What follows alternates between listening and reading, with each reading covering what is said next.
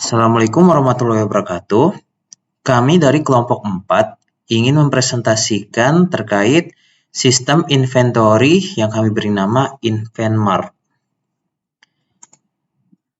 Untuk kelompok 4 sendiri terdiri dari 8 orang, yaitu Muhammad Malik Hussein, Andi Nugroho, Amalio Alan Ferdian, Debbie Maftu Anggara, Fajar Fitrianto, Badi Nur Fauzi, Ilvan Sutaryo, dan Triwono. Sistem inventory InvenMart sendiri yaitu sistem yang dibuat dengan tujuan untuk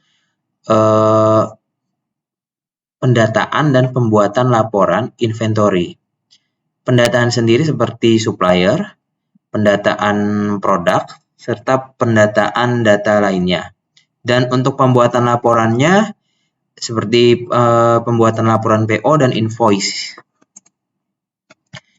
Bisnis logik dari sistem InvenMart sendiri yaitu sistem ini diakses oleh gudang dan bagian keuangan. Gudang dapat memasukkan data request barang atau PO, dan gudang memperoleh data barang juga detail stok yang didapatkan dari supplier. Supplier memberikan data barang dan detail stok serta invoice yang dikirimkannya tidak dari akses sistem, namun berbentuk laporan atau dokumen offline. Jadi supplier tidak memiliki akses ke dalam sistem karena supplier berperan sebagai third party. Bagian keuangan menerima data invoice sesuai tabel di sini. User entity-nya yaitu gudang, supplier, serta bagian keuangan. Untuk entitas dan role, entitas sendiri yaitu pengguna atau user yang ada di sistem ini, yaitu gudang, supplier, serta keuangan. Sedangkan untuk role access, yaitu akses pengguna untuk sistem aplikasi InvenMart. Untuk supplier tidak masuk ke role karena supplier berperan sebagai third party. Master datanya yaitu user, role untuk penampung aksesnya yaitu role admin gudang atau bagian keuangan, alamat dari supplier, brand dari produk, tipe produk, supplier, produk, purchase order, dan juga invoice. Alur program sesuai dari alur ini yang akan saya jelaskan di aplikasi yang akan saya jelaskan selanjutnya. Untuk awalnya yaitu admin gudang menginput data-datanya, data-data yang diterima dari supplier, data-data produk. Selanjutnya produk yang sudah diinput akan digunakan untuk pembuatan purchase order yang digunakan untuk merequest barang ke supplier. Selanjutnya admin gudang memantau status purchase ordernya, sukses atau gagal. Lalu yang PO yang berhasil diproses, admin gudang dapat menginput data invoice yang diterima dari supplier. Dari invoice yang diinput, user keuangan dapat melihat dan mengenerate file report invoice tersebut untuk laporan pendataan. Lalu sistem yang berjalan, admin gudang dapat memanage admin atau user yang diberi akses ke dalam sistem aplikasi InvenMart. Untuk fitur sistem aplikasi ini yaitu UI friendly, yang berarti UI-nya sangat bersahabat, simple, dan menggunakan guideline material design yang dibuat serta banyak digunakan oleh aplikasi dan juga mobile apps Google. Reporting tools yang mudah digunakan dan juga dapat mengekspor dalam bentuk PDF, serta simplicity, yaitu sistem InvenMart dibuat secara terstruktur sederhana namun mudah dipahami. Untuk reportingnya yang tersedia untuk supplier, produk, purchase order, dan invoice. Untuk selanjutnya kita ke bagian aplikasi. Aksesnya itu admin dan keuangan. Kita akan login sebagai admin terlebih dahulu. Langkah pertama, untuk setelah login, user diarahkan ke home dashboard untuk menampilkan informasi awal, status siapa yang login, lalu menampilkan jumlah purchase order yang ada, serta user yang ada, yang terdaftar. Langkah pertama kita akan ke inventory, menginput tipe produk, brand, supplier, dan produk. Untuk semuanya sudah tersedia, namun untuk inputnya seperti biasa, contoh saya memberikan data contoh, misalnya kebugaran, save, tipe produk, brand,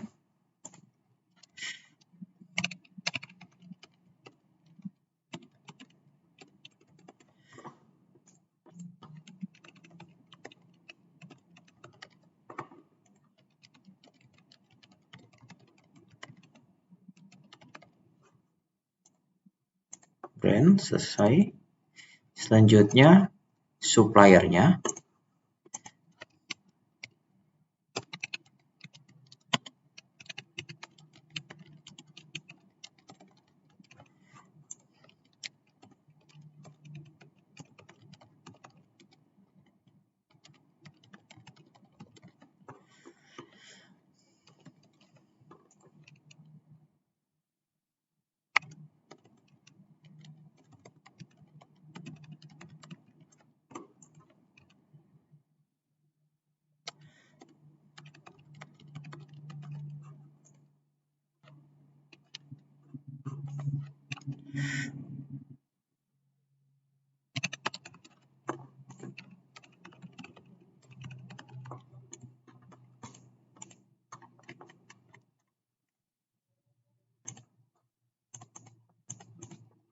Hasil supplier di input.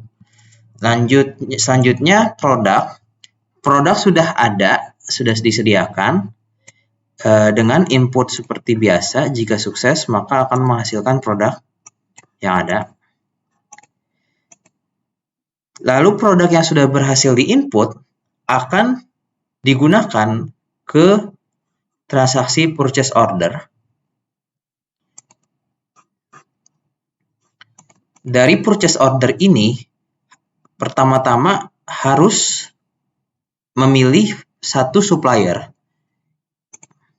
Jika suppliernya sudah dipilih, maka baru bisa menambahkan produk.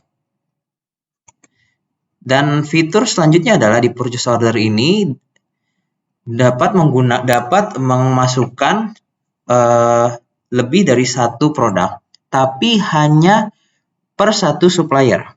Jadi harus satu supplier, namun produknya berbeda. 1000 tambah produk Cahaya Merah 2000.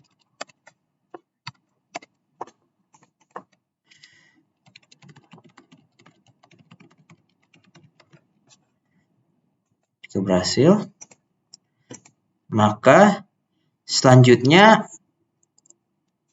admin gudang dapat mengubah status secara manual, yaitu sukses atau gagal. Jika bisa berhasil diterima, maka ubah statusnya menjadi sukses, lalu simpan.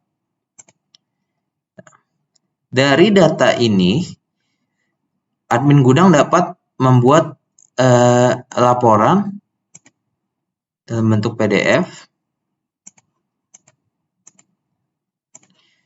dan mengekspornya dalam bentuk PDF juga. Laporan purchase order.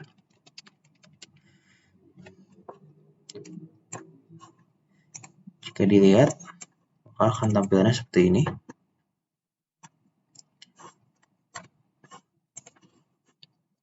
Selanjutnya, purchase order yang sudah berhasil diinput, maka admin gudang bisa menginput invoice dari supplier dan diinputnya ke dalam sistem.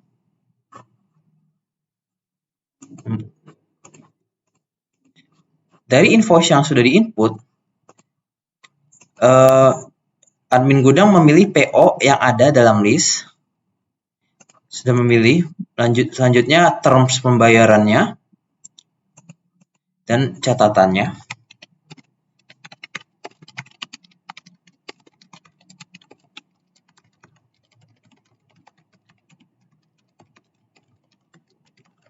Jika berhasil diinput, maka laporan dapat di-generate oleh admin gudang maupun keuangan. Namun yang membuat invoice adalah admin gudang. Lalu admin gudang dapat memanage user yang dapat mengakses sistem aplikasi ini, dan pembuatannya terdiri dari data usernya, alamat user, serta aksesnya, baik admin atau keuangan. Lalu user yang sudah di-insert maka memiliki akses ke dalam aplikasi ini. Dan di sini contoh ada dua, yaitu tester admin serta tester yang memiliki akses keuangan. Selanjutnya kita akan login sebagai bagian keuangan.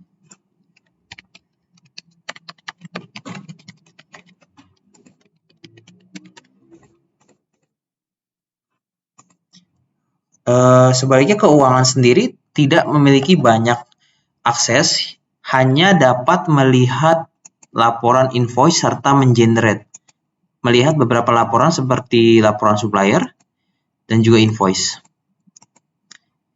Namun bagian keuangan melihat poin penting ini, poin penting invoice, dan juga dapat mengenerate-nya. Laporan invoicing, lalu mengenerate-nya dalam bentuk PDF.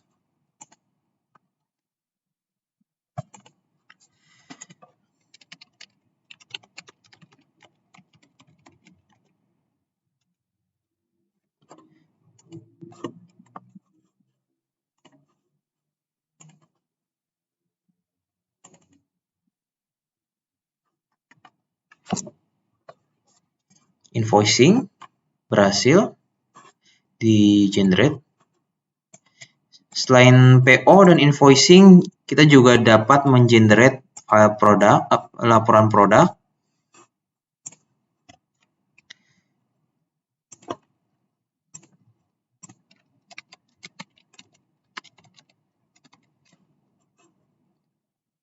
maupun supplier.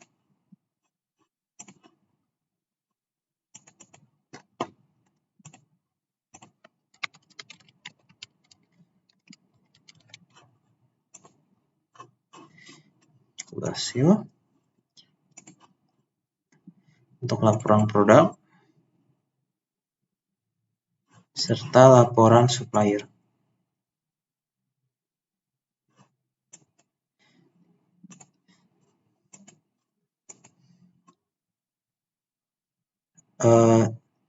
Untuk presentasinya sudah kami jelaskan dan kami akhiri. Terima kasih atas perhatiannya, semoga bermanfaat. Terima kasih dari kami, kelompok 4. Assalamualaikum warahmatullahi wabarakatuh.